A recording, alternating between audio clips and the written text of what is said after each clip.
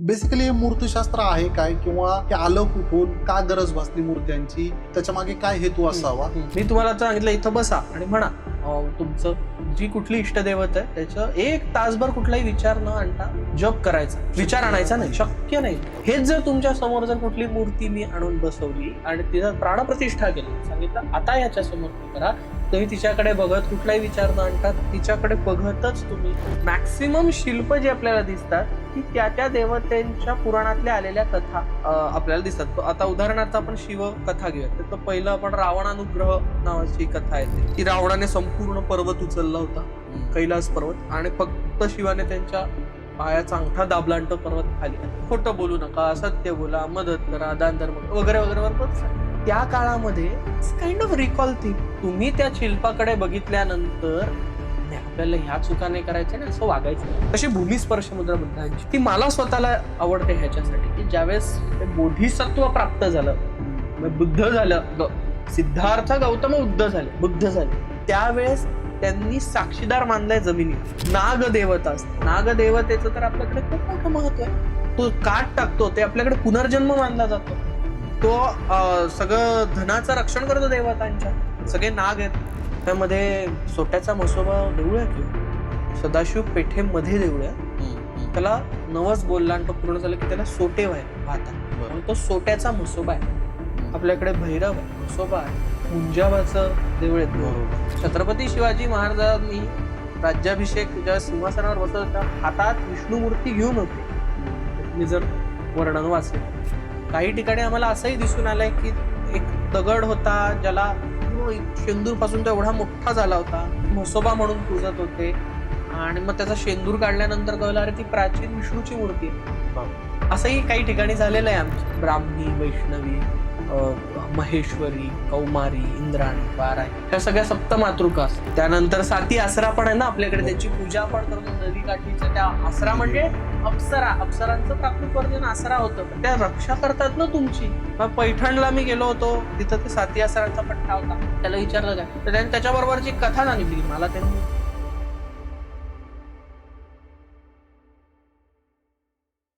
नमस्कार, मी Rohit Gaikwad, real estate प्रशिक्षक आणि लेखक. तुमचे पुन्हा एकदा स्वागत करतो नव्या कोऱ्या एपिसोडमध्ये.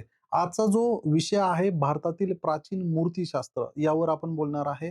आजचे जे प्रमुख पाहुणे आहेत अमोघ वैद्य सर, ते एक संशोधक आहेत आणि मूर्तिशास्त्रामध्ये त्यांचा खूप गाढा अभ्यास आहे. आजच्या विषयामध्ये आपण मूर्ती बनवल्या का गेल्या, त्याचं रंग, रूप, आकार, त्यांची सांकेतिक भाषा, त्याचं अस्तित्व, त्याचं इस्टॅब्लिशमेंट आणि त्यापासून मिळणारा जो मेसेज आहे, यावर आपण भाष्य केलेलं आहे. हा पॉडकास्ट तुम्हाला नक्की आवडेल अशी अपेक्षा करून चला तर मग सुरुवात करूया.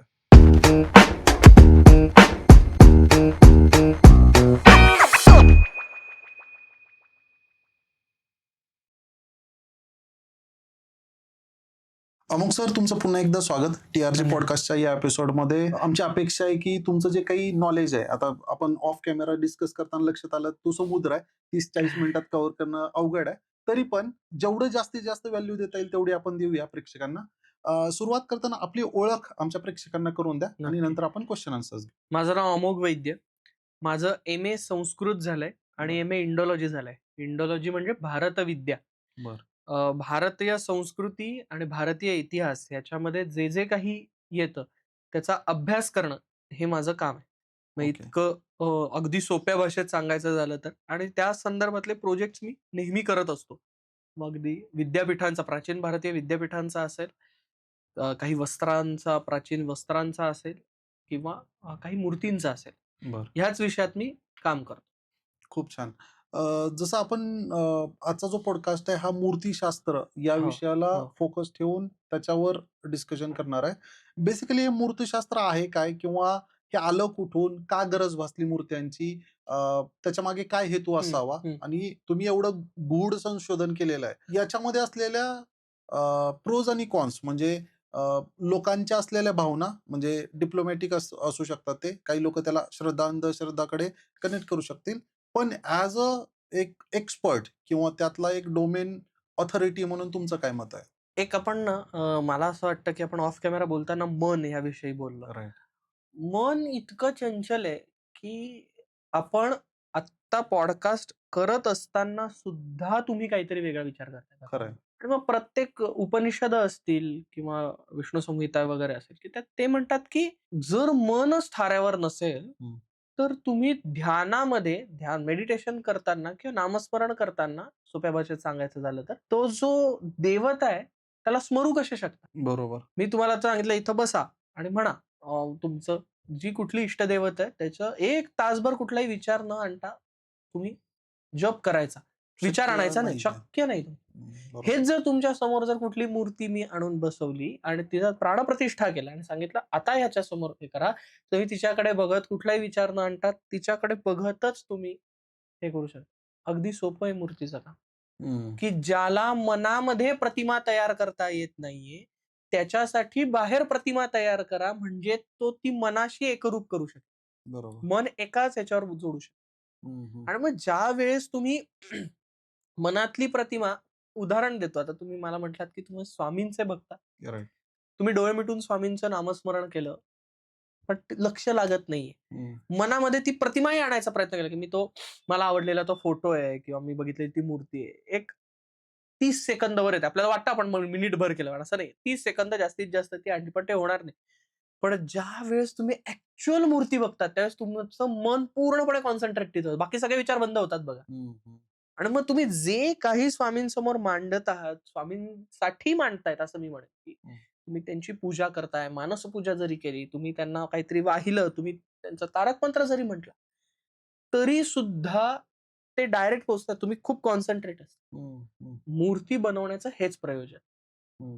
मी स्वामींची मूर्ती म्हणजे आत्ता मॉडर्न एज म्हणतोय. हं. मी आणखीन प्राचीनमध्ये जातो. हं, हं. सगळ्या देवतांच्या मूर्ती ज्या आहेत. बरोबर. मूर्तीशास्त्राचं प्रयोजनच हे, की तुमचं मन भरकटवू न देता शेवटी आपलं मन भरकटवू न देणं आणि देवाच्या पायापाशी आपण सतत लक्ष लागणं याचं कारण एकच आहे, की आपल्याला मोक्षप्राप्तीला जायचंय. हं.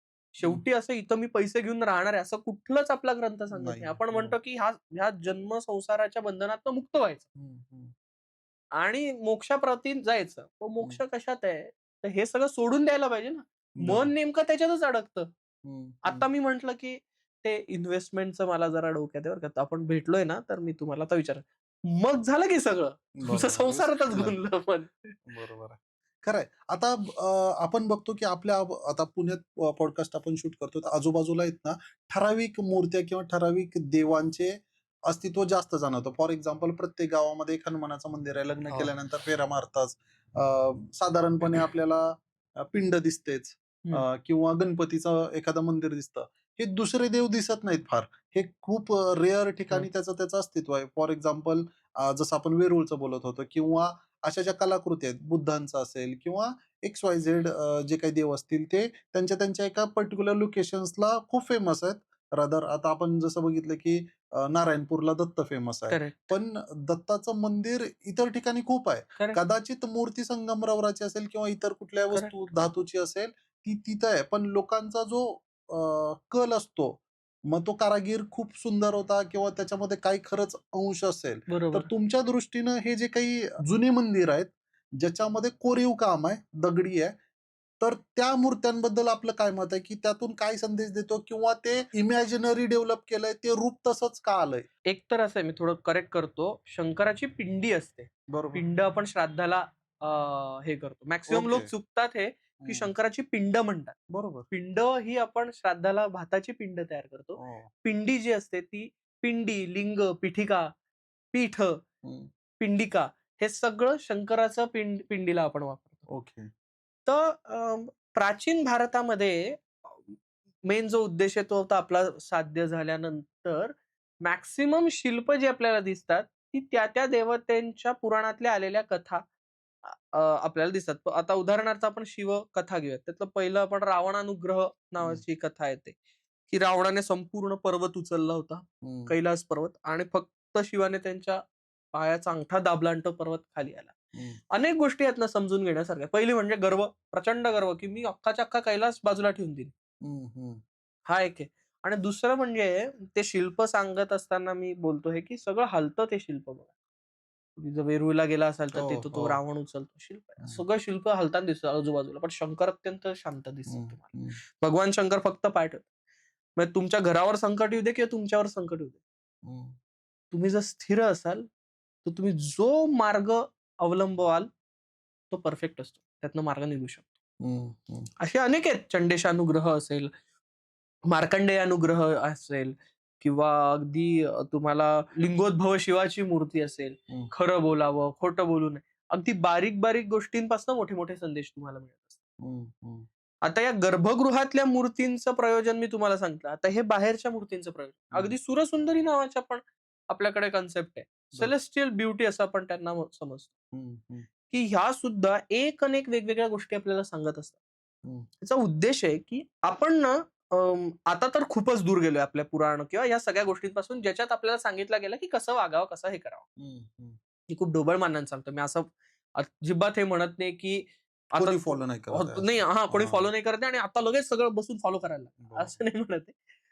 पण लिनिएज बघितलं तर आपण जसं आपल्याला सांगितलं गेलेलं आहे, म्हणजे आपण नाही म्हटलं तरी खोटं बोलतो. दिवसातनं 1 ते 2 तरी खोटं बोलतो आपण. बरोबर. हां, खोटं बोलू नका, सत्य बोला, मदत करा, दानधर्म करा, वगैरे, वगैरे, वगैरे बरंच सांगितलं. हम्म. त्या काळामध्ये काइंड ऑफ रिकॉल थिंग. हम्म. तुम्ही त्या शिल्पाकडे बघितल्यानंतर, नाही आपल्याला ह्या चुका नाही करायच्या ना, असं वागायचंय. हम्म. मी एकांना घेऊन गेलो होतो त्यावेळेस एक काय म्हणूयात लहान मुलगा होता. हम्म. तो म्हटला की म्हणजे हे त्या काळचं सेल्फ हेल्प बुक होतं का? हो. असं वागावं, असं वागू नये, हे हम्म. पण या शिल्पांमधनं कळतं ना तुम्हाला. किती छान. म्हणून ही बाहेरची शिल्प खूप महत्वाची असतात. हम्म. मंदिरात गेल्यानंतर आपण आत जातो. तुम्ही म्हटलं तसं की मूर्ती फार सुंदर आहे बरं का, असं म्हणतो, त्याला काहीतरी नवस बोलतो आणि बाहेर येतो. बरोबर. मंदिर आणि ती मूर्ती शांतपणे बघणं खूप गरजेचं आहे. हम्म. संपूर्ण प्राचीन मंदिरात तुम्ही आता कैलास मंदिर म्हटलं, हम्म. मोनोलिथिक स्ट्रक्चर आहे ते. बरोबर. एका दगडात कोरलेलं आहे. हम्म. किती कठीण आहे. असं कोरणं ठीक आहे. एका दगडात असं कसं करणार तुम्ही वर बघून? डोळ्यात बरोबर. पडणार 100% ते. बरं वाळू नाही पडणार तर ते कपचे उडणार बरोबर. की नाही? बरोबर. तरी ते कोरलंय व्यवस्थित. आणि ती की मोठ्या स्केलवर आहे. असं नाहीये छोटी मोठी हां. काही वस्तू आहे. अनेक कारागीर लागले असतील. अनेक टन, लाख, हजारो टन दगड बाहेर पडला असेल. खरं आहे. पण केलंय ते काम. हम्म. हम्म. आता तुम्ही ऑफ कॅमेरा बोलताना सांगितलं की तुम्ही 25 एक वेळेस वेरूळचं बघितलं. हो. असं कुठली गोष्ट आहे जी तुम्हाला आजही अट्रॅक्ट करते आणि तुम्हाला आणखी एकदा जावं असं वाटतं? मला ना सगळ्याच गोष्टी खरं तर अट्रॅक्ट करतात जिथं-जिथं मी जातो. उदाहरणार्थ हम्पी मला प्रचंड अट्रॅक्ट करतं. हम्पी ओके. माझा अगदी जवळचा विषय आहे. कारण माझं पहिलं अभ्यासाचं ठिकाण हम्पी होतं. एखादं स्थळ म्हणून. हम्म. हम्म. हम्पी, बदामी, ऐहोळे, पट्टदकल, गदग हा जो पट्टा आहे, मी करतो तो. वेरूळ तर आहेच आहे. वेरूळ कोणाला बुरळ घालत नाही. मी खरं आहे. बोलणं म्हणजे मी तर काहीच नाही. माझे जेवढे शिक्षक, गुरुजन, जेवढे अभ्यासक आहेत, त्या सगळ्यांना वेरूळ बोलवतं असं म्हणतात. हम्म. मला आवडतं दुसरं म्हणजे गुजरात. बर. गुजरातचं राणी की वाव हम्म. आणि मोढेरा. हम्म. ही 2 स्थळ, लोथल आता बंद आहे. मी गेलो त्यावेळेस बंद होतं. पण राणी की वाव आणि त्याच्यापेक्षा जास्त म्हणजे मोढेरा सूर्य मंदिर. इतकं सुंदर मंदिर आहे ते. ते मध्य प्रदेशातलं माझं उदयगिरी लेण आहे. बर. ते मला प्रचंड आवडतं. भीमबेटका आवडतं, सांची आवडतं. विदिशाचं बेसनगर मधलं हेलिओडोरस पिलर आणि सरळ वरचं हिमाचल. हम्म. हिमाचल मधली जी लाकडी मंदिर आहे, हम्म. हम्म. ती मला फार आवडतात. म्हणजे त्याच्यावर अभ्यास करावा असं वाटणं म्हणजे मला आवडणं असं. बर. आता या गोष्टी ज्यावेळेस बघतो ऍज अ संशोधक या नजरेनं जर समजा त्या आजच्या युगाला कनेक्ट करायचे असतील तर ते फार डिफिकल्ट जात असेल, राईट? म्हणजे आम्ही प्रयत्न केला ना, म्हणजे मी आणि माझे काही सायकोलॉजीचे मित्र आहेत. बर. तर आम्ही थेरपी सेशन मध्ये ही शिल्प वापरली. म्हणजे आपण आर्ट थेरपीमध्ये चित्र वापरतो, म्युझिक वापरतो. बरोबर. तसं आम्ही स्कल्पचर वापरली. ओके. एक म्हणजे तो मी रिसर्च आता उघड करू शकत नाही म्हणून. पण इन शॉर्ट त्याचा काही इम्पॅक्ट जाणवला म्हणजे हो, त्याचा खूप परिणाम त्याचा? जाणवला. आम्ही गुगल फॉर्म आहेत आमच्याकडं भरून घेतलेले आधी आणि नंतरचे. आम्ही ओके. वेरूळला हा प्रयोग केला आणि बऱ्याच लोकांवर पण केला हा हम्म. प्रयोग. म्हणजे त्याचं अगदी उदाहरण द्यायचंच सांगितलं तर आम्ही असं कपल थेरपीमध्ये तो वापरला होता, की विष्णू आणि लक्ष्मी, की विष्णू पहुडलेला असतो आणि लक्ष्मी त्याच्या पायाशी बसलेली असते बरोबर. आणि ती त्याची पोटरी दाबते किंवा हम्म. बोटं मोडते. हम्म. आता तर आणि तो निवांत नाही झोपलाय. तो तिच्याकडे बघून बोलतो. हम्म. उदाहरणाचं म्हणजे काय तर तो पालन करताय तो काय म्हणूयात दिवसभर समजा फिरून लक्ष आलाय. ठेवून आहे. तो परत घरी आलाय, जेवण वगैरे झालंय, तो बेडवर म्हणजे तो शेष नाही, तो पहुडल्यानंतर तो असं नाही म्हणत की आता झोपतो मी. हं. तो तिच्याशी संवाद साधतो. हं. कितीही थकून आला असला, तरी तो संवाद साधतो. हं. आणि ती घरातलं असेल आणि ती सुद्धा काही घरी नाही बसत लक्ष्मी. हं. लक्ष्मी सगळीकडे फिरते. बरोबर. ते करूनही ती घरी येते आणि ती सुद्धा संवाद साधते. हा दोघांमधला संवाद खूप महत्वाचा आहे.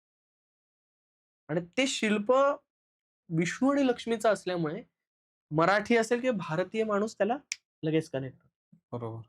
आणि त्याचा आम्हाला लगेच रिझल्ट दिसतो. सो आजच्या काळामध्ये आम्ही शिल्प अशी वापरलेली आहे. कलेच्या अनुषंगाने वापरली आहेत. भरतनाट्यम असेल, कथ्थक असेल, याचे आम्ही च्या मुलांना घेऊन जातो आम्ही. त्यांना दाखवतोय, की हं. कशा पद्धतीने बनवलंय, काय वापरलं गेलंय. आपण आणखीन ह्याच्यामध्ये काही इंडियन नॉलेज सिस्टमच्या अंडर आपण काही वेगळं ह्याचं करू शकतो का? हं. हं. सो हं. आजच्या पिढीला हेरिटेज साईट खूप काही देऊ शकते. बरोबर. फक्त आपण आपल्या फील्डमध्ये राहून त्याच्याकडे बघितलं पाहिजे. तुम्ही ते फक्त पर्यटन स्थळ म्हणून बघितलं तर विषय संपला. मग तो तुम्ही टेम्पररी. हां, मग डोळे बंद ठेवा. हं. फक्त बघा आणि मग जा. हं. तुम्ही त्याला इंजिनिअरच्या अजून कलेच्या अनुषंगाने चित्रकार वेगळ्या अंगाने बघतो, डान्सर वेगळ्या बरोबर. अंगाने बघतो. आता तुम्ही आर्किटेक्ट स्टुडंटचा उल्लेख केला, तर असं कुठलं एखादं शिल्प आहे का, की जे तुम्हाला बघितलं आणि ते एक्स्ट्राऑर्डिनरी वाटलं आणि ते आत्ता बनवणं इव्हन दो हां. खूप मोठी टेक्नॉलॉजी आहे, पण ते कॉपी करणं किंवा तसं बनवणं प्रत्यक्षात पॉसिबल नाहीये? आत्ता बनू शकतं, पण अवघड आहे आणि ते एक्स्ट्राऑर्डिनरी म्हणजे सगळी होयसळांची सुंदर हळीबीडू आणि इथली ओके. सोपस्टोनमध्ये बनवलेली आहेत आणि त्या मूर्ती इतक्या सुंदर आहेत. म्हणजे ती दगड श्वास घेतो आता राहतोय एवढं त्या जिवंत वाटतात. क्या बात! इतकं सुंदर आहे ते हं. आणि डोळेच हटत नाही ते बघून. हं. दुसरं बनवता येईलच, पण तसंच्या तसं बनेल का माहीत नाही. ते म्हणजे मला बुद्धाची 2 शिल्प प्रचंड आवडतात. पहिलं म्हणजे भगवान बुद्धांचं वेरूळ लेणीमधलं हं. हं. जे आहे ते आणि दुसरं म्हणजे बोधगया मंदिरातलं आतलं मंदिरातलं जे शिल्प आहे, गाभाऱ्यातलं. भूमिस्पर्श मुद्रा हं. असलेलं. याच्याबद्दल काय सांगाल भूमिस्पर्श? Wait. If you are investor or industrialist looking for clear title agriculture or industrial plot across Pune, Mumbai and Konkan region, then do contact us for verified legally clear land parcels. हमेशा याद रखिए, land is limited. अगर आपने नहीं खरीदा तो वो किसी और की अमानत होगी. अगर आपको अपनी लैंड बेचनी है या खरीदनी है तो डिस्क्रिप्शन बॉक्स एंड कमेंट में लिंक दी है, उस पर क्लिक कीजिए, फॉर्म सबमिट कीजिए, हमारी टीम आपको कांटेक्ट करेगी. Thank you. मुद्रा वेगवेगळ्या आहेत आपल्याकडं. उदाहरणार्थ अभय मुद्रा आहे, वरद मुद्रा आहे, त्यानंतर ज्ञान मुद्रा आहे, ही व्याख्यान मुद्रा, बुद्ध धम्मचक्र हं. प्रवर्तनाची हं. मुद्रा आहे. तशी भूमिस्पर्श मुद्रा बुद्धांची आहे. हं. ती मला स्वतःला आवडते ह्याच्यासाठी, की ज्यावेळेस ते बोधिसत्व प्राप्त झालं, हं. मग बुद्ध झालं, सिद्धार्थ गौतम बुद्ध हं. झाले. हं. त्यावेळेस त्यांनी साक्षीदार मानलंय जमिनीला. ओके. ह्याचे भरपूर प्रत्येकाने त्याच्या त्याच्या पुस्तकांमध्ये, अभ्यासामध्ये भरपूर संदर्भ. वेगवेगळे तर्क मांडले, हं. की ज्या भूमीवर बसून त्यांनी तपश्चर्या केली, त्याच्यापेक्षा दुसरं कोणी विटनेस असूच शकत नाही, की ह्याला हं. खरंच बोधिसत्व प्राप्त. हं. आणि हं. तो हात तसा ठेवला जातो. त्यामुळे तो भूमिस्पर्श असतो. हं. हं. म्हणून तो भूमिस्पर्श मुद्रा आहे. दुसरी हं. व्याख्यान मुद्रा आपण म्हणजे त्यांनी धर्मचक्र प्रवर्तनाची जी मुद्रा आहे, की हं. त्यांनी पहिले जिथं काय म्हणूयात हे सुरू केलं आपलं व्याख्यानं द्यायला सुरू केली, हं. प्रवचनं द्यायला सुरू केली. हं. त्यावेळेसची मुद्रा आहे.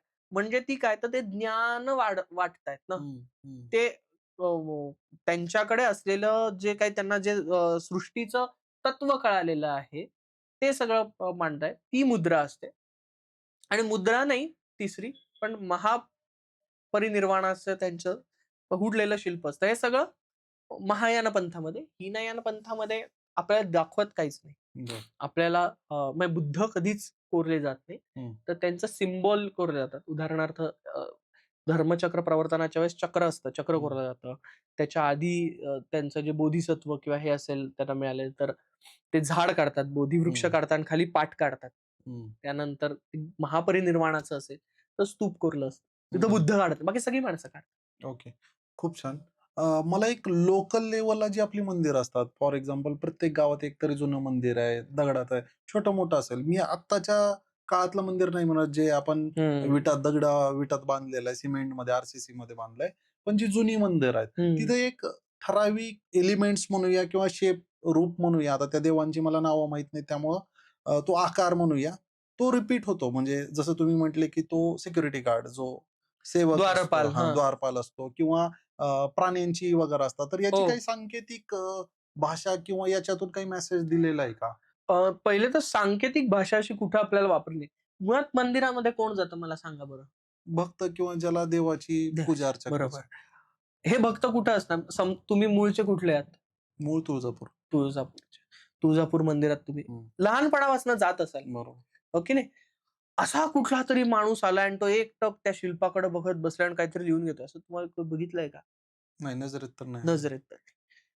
आणखीन आपण धाराशिव मध्ये बघूया. तर धाराशिव मधला माणूस त्याच्या इथल्या मोठ्या मंदिरात कशासाठी जाईल? पाया पडण्यासाठी, काहीतरी पाया पडायला. मागायचं त्याला असेल. सांकेतिकची काही गरज आहे का? नाही.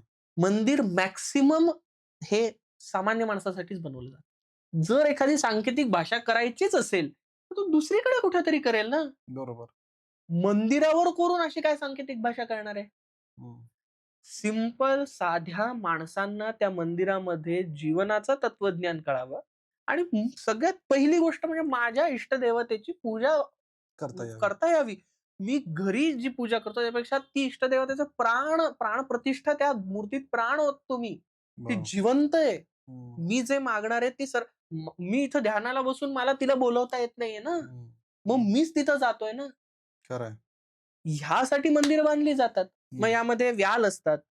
व्याल म्हणजे 2 किंवा 3 प्राण्यांचं एकत्रित मिश्रण असलेला राईट. एक प्राणी असतो. तो अत्यंत भयानक दिसायला असतो, त्यामुळे तो मंदिराच्या बाहेर असतो.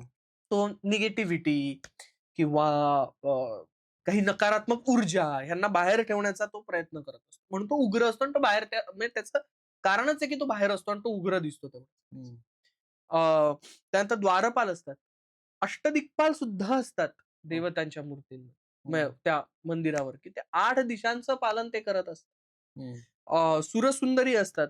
ते वेगवेगळे असं भरपूर सुरसुंदरी, म्हणजे इथं सांगितलं सुरसुंदरींवर वेगळा पॉडकास्ट करायला लागेल. ओके. नागदेवता असतात. नागदेवतेचं तर आपल्याकडे खूप मोठं महत्व आहे. तो काठ टाकतो, ते आपल्याकडे पुनर्जन्म मानला जातो. तो सगळं धनाचं रक्षण करतो देवतांच्या. सगळे नाग आहेत. बरं, तो नाग कुठं, तो काय असा आत्ता आपण नागांना घाबरतो, तो नाग कोणी धारण केलाय? तो गळ्यात धारण केलाय भगवान शंकरांनी. तोच नाग पहुडण्यासाठी वापरलेला आहे भगवान विष्णूंनी. अनंत आहे, वासुकी आहे, शेष आहे, पद्मनाभ आहे, किंवा ह्याच्यासाठी वासुकी वापरला तो ह्याच्यासाठीच, मंथनासाठी वासुकीच वापरला ना. त्यामुळे देवतांच्या कार्यात जो वापरला जातो, तो पर्वत जो वापरला गेला, त्या पर्वताची पूजा केलीच की करतोच की आपण. गोवर्धन फक्त करंगळीवर उचललेला आहे, पण आजही गोवर्धनाची पूजा होते. मग नागांची का नाही? म्हणून नागांच्या प्रतिमाही तिथं असतात. नागांची पूजा करण्याची आपल्याकडे बरीच कारण आहेत, कारण ते देवतांबरोबरच आहेत. म्हणजे खज्जियार म्हणून तलाव आहे हिमाचलमध्ये, तो खज्जियार नागाचं तिथं मोठं मंदिर आहे हिमाचलला. इतकं सुंदर नाग प्रतिमा आहे ती. आणि प्रत्येकच आपण असं मानतो की बलराम जो आहे किंवा लक्ष्मण जे आहे ते सरळ नागाचंच रूप आहे ना, अवतार घेतलेला आहे ना. म्हणजे त्याच्याकडे अवतार घेण्याची पण क्षमता आली. नागांची पूजा तेवढ्यासाठी केली जाते. नाग आहेत. त्यानंतर तुम्हाला वेगवेगळे प्राणी दिसतात. म्हणजे आता पुण्यातल्या त्रिशुंड मंदिराच्या पोपट दिसतो. काही शोभेचे पण आहेत की ते सुंदर दिसावं. माकड दिसतात, मोर दिसतात, हे शोभेसाठी पण आहेत. हे कॉमन. आता समजा याच विषयाला जर आपण कंटिन्यू केलं, तर शंकरांच्या मूर्तीच्या बाहेर आपल्याला नंदी दिसतो, गणपतीच्या मूर्तीच्या बाहेर उंदीर दिसतो, किंवा अशा वेगवेगळ्या काही ठिकाणी वेगवेगळी शेप दिसतात. तर याचं काय लॉजिक असावं त्यावेळेस, किंवा हे जनरली असतंच नाही असं नाही की असं कुठलं शिव मंदिर नाही जिथं नंदी नाहीये? नाही, ते वाहन आहेत ना, म्हणून मग तुम्ही बघाल तर वाहन त्याच्या समोर असणं अपेक्षितच आहे. म्हणजे शिवाच्या समोर नंदी, विष्णूच्या समोर गरुड, गणपतीच्या समोर उंदीर, देवीच्या समोर सिंह, आणि सूर्याच्या समोर काही नसतं. पण सूर्य हा कायम रथावरच बसलेला असतो. 7 घोड्यांचा तो आपल्याला रथ दिसतो. कार्तिकेयाच्या बरोबर त्याचा मोर असतो.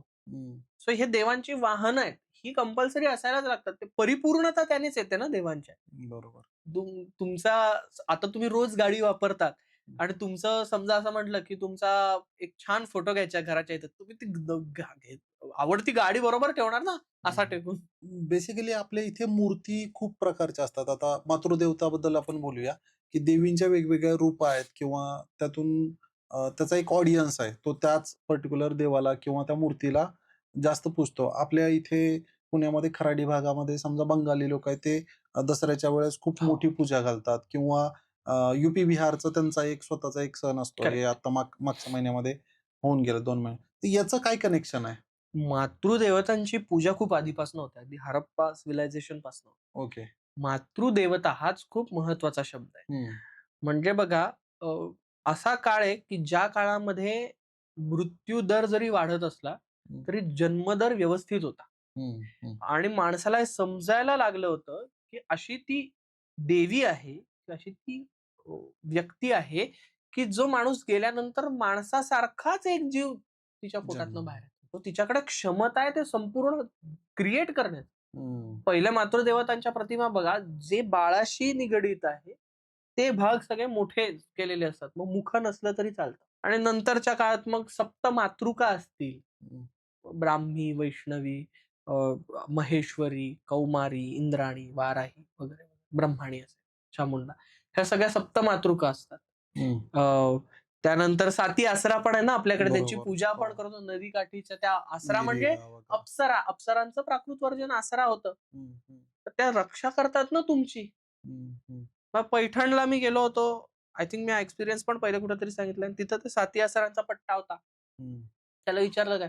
तर त्याने त्याच्याबरोबरची कथा सांगितली, की मला त्यांनी वाचवलंय म्हणे साती आसरा. हं. असं तो आजोबा सांगत होते. म्हणजे तिथून एका आईसारखी आपण पूजा करतो, हं, हं. की ही माझी आई आहे. तुळजाभवानीची सुद्धा आई तुळजाभवानीची छत्रपती शिवाजी महाराजांनी आईसारखीच पूजा केलेली बघा, की खरंच आईला आहे. जसं मी स्थान देतो आणि तसंच मी या देवीला स्थान देतो आणि देवीला जसं स्थान देतो तसंच मी माझ्या आईला देतो. मग तुम्ही बघा माझी इष्टदेवता जर आता म्हाळसा देवी असेल, तर मी तशीच म्हाळसा देवीची मूर्ती तयार करणार. पुण्यात दशमुखी माता आहे. 10 मुखांची कालिका देवी आहे. हं. देवा मला ती जशी भावते किंवा मला तिने जसं दर्शन दिलं, तसं मी तिची पूजा करणार. हं. तसंच गणपतीचं आहे, तसंच विष्णूचं आहे, तसंच बाकी सर्व देवांचं आहे. बरोबर. बऱ्याच आपण ऑफ कॅमेरा पण तेच बोललो, की बऱ्याच लोकांच्या म्हणण्यानुसार कालिका म्हणजे बाबा तुम्हाला काहीतरी अर्पण करावं लागेल किंवा पशुहत्या करावी लागेल, एक्स-वाय-झेड असं काही गरजेचं नाहीये. ते त्या व्यक्तीनं व्यक्ती स्वरूपात प्रदान केलेली भक्ती असेल. मग कोणी नामजप करत असेल, कोणी काही चढवत असेल किंवा वगैरा. मला असं वाटतं सर, की एक गांधार जे आर्किटेक्ट स्ट्रक्चर आहे किंवा स्कल्पचर म्हणूया आपण त्याच्यावर जसं तुम्ही म्हटले, की अमरावती आणि अजून एक नाव घेतलं मथुरा होतं एक आहे. मथुरा एक. त्याच्याबद्दल ऐकायला आवडेल. 3 शैली खूप प्रसिद्ध आहे. UPSC मध्ये हा प्रश्न हमखास येतो, बरं. की गांधार शैली, मथुरा शैली आणि अमरावती शैलीबद्दल सांगा काय? हं, हं. तर मुळात गांधार शैली ही पाकिस्तान, अफगाणिस्तान म्हणजे बामियानचा जो भगवान बेल्ट आहे. बुद्धांची मूर्ती होती, ती गांधार शैलीतली होती. इंडो ग्रीक इन्फ्लुएन्स आपल्याला जास्त दिसतो. कुशाणांनी त्याला पॅट्रोनाइज केलेलं आहे. कुशाण डायनेस्टीने आणि तेवढी मस्क्युलिन वाटते. कारण ग्रीक हं. तुम्ही गॉड जर बघितले बरोबर. अपोलो वगैरे, वगैरे ते हं. कसे दिसतात असे. जबरदस्त. म्हणजे त्याला पूर्णपणे देवत्वच त्याचा आणि ह्युमन कॉन्टॅक्ट म्हणजे मला माझा देव अगदी माझ्यासारखा दिसतो म्हणून मी तो पटकन हे करू शकतो. हा कॉन्टॅक्टच कमी होतो. हं. म्हणजे जात नाही. पण तो असा एकदम मी असं म्हणत नाही की त्यांनी गौतम बुद्धांना अगदी सिक्स पॅक वगैरे दिले. हं. पण ती मॅस्क्युलिनिटी येते. अधिक मॅस्क्युलिनिटी. ते हं. असे उभे राहताना असे उभे राहतात. कुरळे केस असतात. सुंदर मूर्ती असते. ग्रे सँडस्टोनमध्ये ती बनवली जाते. शक्यतो बनवलेली दिसते. त्याचे जे वस्त्र आहेत त्याच्यावर अशा छान त्या चुण्या कोरीव. चुण्या आलेल्या हं. असतात. कधी-कधी मिशा, दाढी ते कोरतात. प्रभावळ असते मागं. हं. हेलो जे आपण त्याला म्हणतो ते. काय म्हणूयात अगदी साधं काढलं जातं. हं. पण ती दिसताना एकदम त्याला देवत्व येतं. हं. मथुरा शैली मथुरेमध्ये आपल्याला मॅक्सिमम दिसते. मथुरा शैली जास्त प्रसिद्ध ह्याच्यासाठी की ती डिव्हिनिटी राहतेच, पण ती अधिक माणसाकडे जवळ जाणारी असते. म्हणजे हं. तुम्ही ऋतिक रोशनचं उदाहरण बघा. हं. ऋतिक रोशन इज गांधार शैली. सुपर कोरीव. हां. आणि मथुरा शैली म्हणजे नवाजुद्दीन म्हणजे त्याचे एक्सप्रेशन्स आणखीन बदलतात. ती जवळ आणतं. मग गांधार शैली बरंच आहे बरं का, म्हणजे कान मोठे वगैरे वगैरे बरंच आहे. मी अगदी थोडक्यात तुम्हाला सांगतोय. मथुरा शैली आणखीन जवळ करते. आता गांधार शैलीमध्ये मॅक्सिमम मॅक्सिमम नाही, बुद्धाच्याच प्रतिमा आपल्याला दिसतात. शक आणि कुशाणांनी केलंय. मथुरा शैली सुद्धा कुशाणांनी पॅट्रॉनेज दिली पण तिथं तुम्हाला हिंदू, जैन आणि बौद्ध अशा तिन्ही देवतांच्या प्रतिमा तुम्हाला दिसतात. आणि अमरावती शैलीमध्ये तर आपल्याला काय म्हणूयात बुद्ध प्रतिमाच दिसत नाही. सातवाहनांनी पॅट्रोनेज केलेले आहेत. सांचीचं मी तुम्हाला उदाहरण दिलं, की जिथं चक्र असतं, स्तूप असतं आणि बोधिवृक्ष असतं. हे 3 खूप महत्वाचे फरक आहेत या ओके. ह्याच्यामध्ये. आपण नागाबद्दल थोडंसं मगाशी आपण ऑफ कॅमेरा सांगितलं, की तुम्ही ज्यावेळेस व्हिजिट करता आणि तिथला लोकल गाईडने सांगितलं, की हे पाणी दाखवायची दिशा आहे. तर बेसिकली मला असं वाटतं, की पॉडकास्टच्या निमित्तानं मला तोच मेसेज द्यायचा आहे, की ज्या गोष्टी तुम्हाला सांगितल्या जातात त्या त्याच पद्धतीने बनवल्या होत्या किंवा त्यांचं इंटेन्शन तसं होतं असं नाहीये. ते हं. तुम्ही रिसर्च करून अडॅप्ट केलं तर तुम्हाला काहीतरी वेगळंच बघायला, ऐकायला किंवा अनुभवायला मिळेल. नाही, तुम्ही जरी पॉडकास्ट बघत असाल ना, तरी हं. सुद्धा माझं स्पष्ट म्हणणं आहे, की आता सगळेजण ऑनलाईन व्यवस्थित वापरू शकतात. बरोबर. जो माणूस मी पॉडकास्टवर विश्वास ठेवू नका असंच म्हणतोय हां. लिंकवर विश्वास ठेवा. त्या लिंक ओपन करून त्या आर्टिकलच्या खाली रेफरन्सेस असतील किंवा तो रेफरन्स देऊन बोलत असेल, तर विश्वास ठेवा. हं, हं. नाहीतर आज कोणीही वाटेल तसं सांगू शकतं. ओके. मग अगदी मी जे सांगतोय त्याचंही शहानिशा तुम्ही प्रत्येकाने करणं गरजेचं आहे. हं, हं. म्हणजे मी तसंच करतो. आता बऱ्याच वेळेस ग्रामीण भागात काय होतं सर, की लोकल ग्रामदैवत असतात, जसं की म्हसोबा असेल किंवा इतर हं. देव असतात. त्यांचं जसं तुम्ही मला उत्तर दिलं, तर ते बेसिकली ते गावाचं रक्षण करण्यासाठी आहे. त्याला पर्टिक्युलर एक रूप दिलं नाहीये, आकार दिलेला नाहीये. त्यांचा आकार आहे म्हणजे आपल्याला ते प्रिंटेड बुक्समध्ये काहीतरी बघायला मिळतं. हो. जसं खंडोबा असतील किंवा हे आता हे जे देव आहेत, तर यांचा उल्लेख आहे, संदर्भ आहे, सगळं आहे. पण प्रत्येक गावाने आपल्या आपल्या सोयीनुसार काही ठिकाणी मी बघतो, की स्मशानभूमीच्या शेजारी पण काही देव असतात, जे वाईट एनर्जी किंवा मला माहीत नाही त्याच्यामागचं काय रिझन, पण तिथे एक देव असतो, जो पॉझिटिव्हिटीकडे आपल्याला घेतो किंवा रक्षणासाठी तो उभा असतो. तर तुम्ही ज्यावेळेस संशोधन करता, त्यावेळेस या ग्रामीण भागाचा कधी संदर्भ आलाय का, की लोकांच्या काय भावना असतात किंवा त्याच्यामागचा हो, बॅकग्राऊंड काय आहे? हो. आणि हे ग्रामीण भागातच आहे अशातली गोष्ट नाही. आपल्या पुण्यात आहे. ओके, पुण्यामध्ये सोट्याचा म्हसोबा देऊळ आहे की हो. ओके. सदाशिव पेठेमध्ये देऊळ आहे. हं, हं. त्याला नवस बोलला आणि तो पूर्ण झाला की त्याला सोटे वाहतात. बरं. म्हणून तो सोट्याचा म्हसोबा आहे. हं. आपल्याकडे भैरव आहे, म्हसोबा आहे, मुंजाबाचं देऊळ आहेत 2 बरोबर. है हं, ना. त्यानंतर आपल्याकडे वेताळाची हं, मंदिर आहे. माझी श्रद्धा आहे आणि मला त्याचा रिझल्ट हे ना खूप मी काय म्हणतो त्याला इंडिव्हिज्युअल आहे एखादी हं, गोष्ट अनुभवणं. हं, ह्या देवता सगळ्या काय म्हणूयात लोकदेवता आहेत. ह्या त्या वस्तीचं, ह्या त्या क्षेत्राचं रक्षण करतात. जसं की यक्ष आपल्याकडे सांगितले गेलेले. हं. यक्ष, यक्षिणी. यक्ष, यक्षिणी की जे यक्ष आहेत ते रक्षणही करतात आणि मग ते फटकेही देतात. असेही यक्ष आहेत आपल्याकडं. हं. म्हणजे रक्षण करणारा किंवा हे करणारा कुबेर हा मोठा यक्ष आहेत आपल्याकडे. तो यक्षांच्या ह्याच्यात गणती होते त्याची. ओके. कुबेर हा यक्ष आहे. तसं अनेक यक्ष आहेत की जे ते स्वप्नात आले किंवा त्यांनी जर तुम्हाला पछाडलं तर काय-काय होऊ शकतं. असं हं, आपल्याकडे सांगितलं गेलं की तुम्हाला असं स्वप्न पडतं, तसं हे घडतं, मृत्यू होतो किंवा केस गळून जातात वगैरे, वगैरे, वगैरे काही शेती खराब होते वगैरे. पण त्यांची आपण पूजा केली तर ते प्रसन्न राहतात. बरं. मग त्या क्षेत्राचे पालक आहेत. हं, हं, त्यामुळे गावामध्ये जे मानतात, मग पहिले आम्हाला काय करायला लागतं, तर गावामध्ये पहिले ते चेक करायला लागतं, की ही क्षेत्र देवता कुठली आहे. काही ठिकाणी आम्हाला असंही दिसून आलंय, की एक दगड होता, ज्याला पूर्ण शेंदूरपासून तो एवढा मोठा झाला होता हं. आणि त्याला अ, काय म्हणूयात ते यक्ष म्हणजे ते म्हसोबा म्हणून पूजत होते आणि मग त्याचा शेंदूर काढल्यानंतर कळलं, अरे ती प्राचीन विष्णूची मूर्ती आहे. बापरे! असंही काही हं, ठिकाणी झालेलं आहे हं. आमच्या ह्याच्यामध्ये, ओके. अभ्यासकांमध्ये. आता तुम्ही विष्णूचा उल्लेख केला, तर विष्णूची वेगवेगळी रूपं आहेत किंवा त्याचा हो. आकार आहे. तर त्याच्यामागे काय संदेश किंवा त्याचं रूप असण्याचं तुम्हाला काय समजलेलं एक कोड आहे म्हणजे? त्याच्या आयुधांवरनं कळतं. म्हणजे उदाहरणार्थ गदा ही शक्तीचं प्रतीक आहे. हं, हं, कौमोदकी गदा. सुदर्शन चक्र हे काळाचं प्रतीक आहे. हं, त्याच्या हातातलं जे पद्म आहे म्हणजे कमळ आहे, हे पवित्रतेचं प्रतीक आहे. हं, हं, आणि शंख आहे, हे ज्ञानाचं प्रतीक आहे. पालनकर्ता असा आहे, की त्याच्याकडे शक्ती आहे, त्याच्याकडे काळ आहे, काळावर जय मिळवलेला आहे, त्याच्याकडे पवित्रता सुद्धा आहे आणि त्याच्याकडे ज्ञान सुद्धा आहे. हं. असा जो कोणी आहे, तो प्रजेचं पालन करण्यास अत्यंत युक्त आहे. हम्म, हम्म, छत्रपती शिवाजी महाराजांनी राज्याभिषेक जेव्हा सिंहासनावर बसत होते, तेव्हा हातात विष्णुमूर्ती घेऊन होते. हम्म, तर तुम्ही जर वर्णन वाचले तर हातात विष्णुमूर्ती घेऊन त्यांनी प्रवेश केला. हम्म. त्यामुळे विष्णू हा पालन करता आपला आहे. आणि जर आपल्याला निदान विष्णूचं भक्त जरी व्हायचंय, तर ह्या 4 गोष्टी आपल्या अंगात तर असल्या पाहिजे. आपल्यात पवित्रता असली पाहिजे, आपल्यात शक्ती असली पाहिजे हम्म, हम्म. आणि आपल्याला ज्ञान मिळालं पाहिजे. ज्ञान घेणं किती महत्वाचं आहे. बरोबर. पण असं मी 2 प्रकारचे ऑडियन्स बघतो सर, की जे एक आहे ते कट्टर भगवान शंकराला मानणारा वर्ग आहे आणि दुसरा आहे तो अगदी दुसऱ्या टोकाला म्हणजे ठीक आहे. कृष्ण पंथ अच्छा, किंवा हा. विष्णू पंथ या भावनेने आहे म्हणजे वारकरी संप्रदाय असेल किंवा हे.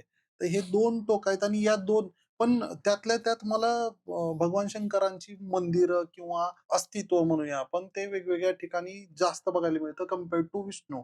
तर याच्याबद्दल तुमचं काही आलं रिसर्चमध्ये संदर्भ आला असं? नाही, असं आहे का? तर भगवान शंकरांची मंदिरं, प्राचीन मंदिरं आपल्याकडे जास्त आहेत. हम्म, तुलनेने जास्त आहेत मी म्हणेन. सगळीच आहेत अशातली गोष्ट नाही. विष्णूची फार सुंदर मंदिरं आपल्याकडे आहेत. पुन्हा अ, ज्या पंथाची पूजा जे लोक करत होते, हम्म, त्यानुसार तिथं ती मंदिरं असणार हे खूप स्वाभाविक आहे. हम्म, म्हणजे जर विष्णू पूजक असेल, तर तिथं विष्णूची मंदिरं येतात. हम्म, विदिशामध्ये तुम्हाला शेषशाही विष्णू दिसतो, अख्खा मोठाच्या मोठा वराह दिसतो. हम्म. रूप दिसतात दिसतातच की, म्हणजे असं बरोबर. आपण नाही म्हणू. किंवा बदामीला सुद्धा मला हम्म. वराह दिसतो, अनंत विष्णू दिसतो, विष्णूची अनेक रूप दिसतात. हम्म. विष्णू पूजा काही होते, शिवपूजा काही होते. अहो, हरिहराची पूजा करणार आहेत ना, हम्म, की अर्धा बरोबर हरी असतो, बरोबर. म्हणजे विष्णू हम्म. असतो आणि अर्धा हर असतो, शिव असतो. अशी मूर्ती आहे ना आपल्याकडे हरिहराची. म्हणजे हे परत आपण फिरून फिरून तिथेच येतोय की हे सगळं मान्यावर आहे आणि आपण कोणाला सरेंडर करतो हे आपल्या हातात आहे म्हणजे उदाहरण देतो. आजचं उदाहरण देतो. हम्म, मी माझ्या घरी सांगतो, की गणपतीची मूर्ती आपल्या देवघरातली आहे, ती बदलली पाहिजे. ओके. कारण ती पाष आणि अंकुश धरलेली नाही. ती वेगळ्या पद्धतीने बनवलेली आहे. आणि अथर्व शीर्षात काय वर्णन आहे? पाशांकुश धारिणम. तो कसा असला पाहिजे? तर एका हातात पाश असला पाहिजे, एका हातात अंकुश असला पाहिजे. हां? हम्म, पण माझ्या घरचे काय म्हणतात? नाही, आपण अशीच पूजा केली आहे आतापर्यंत, तशीच.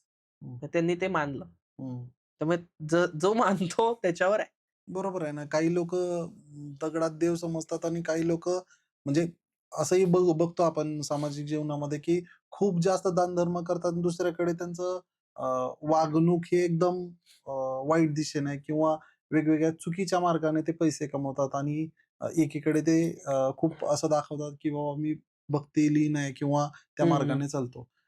खूप सुंदर सर मला वाटतं की आपण बराचसा पार्ट जो गरजेचा आहे किंवा जगतो आपण त्या लाईफमध्ये ते कव्हर केलेलं आहे. जर प्रेक्षकांकडून प्रतिसाद मिळाला तर आपण पुन्हा एकदा तुम्हाला नक्की. विनंती करूया आणि त्यावेळेस वेरूळ हा विषय आपण सविस्तरपणे नक्की घेऊ, बोलूया. नक्की घेऊ. कारण आत्ता आपण खूप वर वर बोललो. हा. कारण मूर्तिशास्त्र हा विषय मी शिकवतो हम्म. मूर्तिशास्त्र ऑनलाईन. हम्म.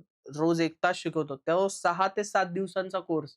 ओके. रोज एक देवता आहे. हम्म. हा 6 ते 7 दिवसांचा कोर्स पुन्हा एक देवतेवर सुद्धा होतो. म्हणजे शिव हे मी 6 ते पूर्ण 7 दिवस शिकू शकतो. ओके. विष्णू 7 ते 7 दिवस शिकू शकतो.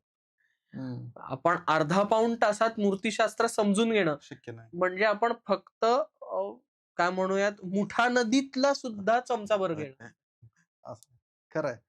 सरांचं नॉलेज खूप जास्त आहे. तुमचे काही प्रश्न असतील, कमेंट्स असतील तर नक्की कळवा. आम्ही ते सरांपर्यंत पोहोचवू. सरांचा आणि त्यांच्या टीमचा नंबर आम्ही डिस्क्रिप्शन बॉक्समध्ये देत आहे. जर तुमच्याकडून काही विशेष टॉपिक आला तर आम्ही विनंती करूया की त्याच्यावर त्यांनी पुन्हा येऊन आमच्याशी संवाद साधावा. आता निरोप घेतो. धन्यवाद. धन्यवाद. थँक्यू.